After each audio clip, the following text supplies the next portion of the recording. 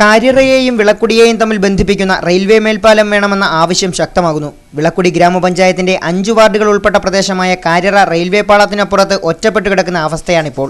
15 കിലോമീറ്ററോളം ചുറ്റിയാണ് ഇപ്പോൾ കാര്യറ നിവാസികൾ വിവിധ ആവശ്യങ്ങൾക്കായി പഞ്ചായത്ത് ഓഫീസ്, വില്ലേജ് ഓഫീസ് എന്നിവിടങ്ങളിലേക്ക് എത്തുന്നത്. 1989 മുതൽ ഇവിടെ മേൽപ്പാലം നിർമ്മിക്കുന്നതിനുള്ള ശ്രമങ്ങൾ ആരംഭിച്ചിരുന്നു.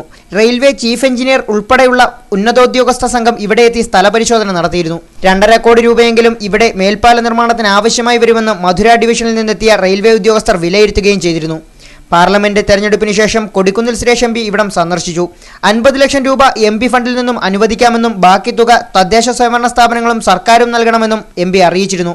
പാർലമെന്റ്, തദ്ദേശ സ്വയംഭരണ, നിയമസഭാ തെരഞ്ഞെടുപ്പുകളിൽ ഏറെ ചർച്ച ചെയ്യപ്പെട്ടിരുന്ന മണ്ണാങ്കുഴി റെയിൽവേ മേൽപ്പാല നിർമ്മാണ വിഷയം ഇപ്പോൾ ജനപ്രതിനിധികളും രാഷ്ട്രീയ പാർട്ടികളും റെയിൽവേ ഉദ്യോഗസ്ഥരും മറന്ന മട്ടാണ്. ഇവിടെ ഒരു പാലമില്ലാത്തതുകൊണ്ട് ഇവിടെ വലയുന്നതും പഞ്ചായത്തിലെ ജനങ്ങൾ തന്നെയാണ്. ലൈവ് വാർത്ത, പുനലൂർ.